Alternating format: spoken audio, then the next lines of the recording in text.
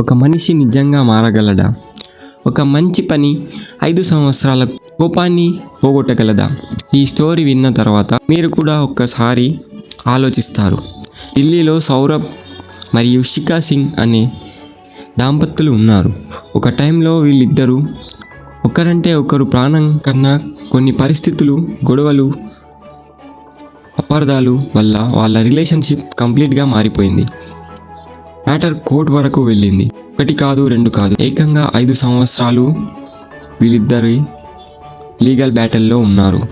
డివర్స్తో పాటు వైరీ కేసులో కూడా నడుస్తున్నాయి అని రిపోర్ట్స్ చెప్తున్నాయి.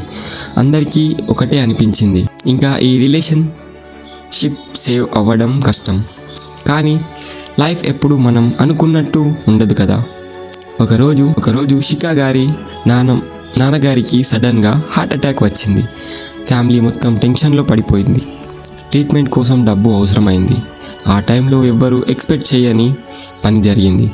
కోర్టులో తన ఆపోజిట్ సైడ్ ఉన్న సౌరభ్ వాళ్ళకి హెల్ప్ చేసిందని రిపోర్ట్స్ చెప్తున్నాయి. హాస్పిటల్ అరేంజ్మెంట్స్ చేశాడని, ట్రీట్మెంట్స్ కోసం సపోర్ట్గా నిల్చున్నాడని, శిఖా ఫ్యామిలీని ఆ కష్ట సమయంలో ఒంటరిగా వదిలిపెట్టలేదని వైరల్ రిపోర్ట్స్ చెప్తున్నారు. ఇది చూసిన శిఖా ఎమోషనల్ అయ్యింది.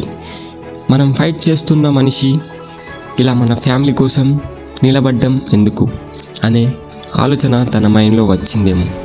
కొన్ని రోజుల తర్వాత కోర్ట్ హైరింగ్ జరిగింది. అందరూ ఫైనల్ డివర్స్ అవుతుందని అనుకున్నారు.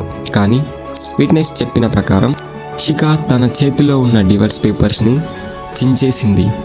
ఆ తర్వాత సౌరభ్ దగ్గరికి వెళ్ళి అతన్ని హగ్ చేసుకుంది. కోర్టులో ఉన్న వాళ్ళందరూ ఆ సీన్ చూసి ఎమోషనల్ అయ్యారని రిపోర్ట్స్ చెబుతున్నాయి. 5 సంవత్సరాల దూరం కొన్ని నిమిషాల్లో దగ్గర అయింది. ఈ స్టోరీ సోషల్ మీడియాలో వైరల్ అవుతుంది.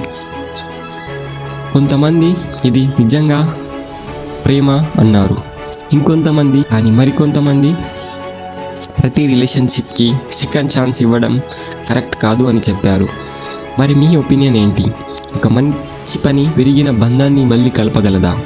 కమెంట్స్లో మీ అభిప్రాయం చెప్పండి.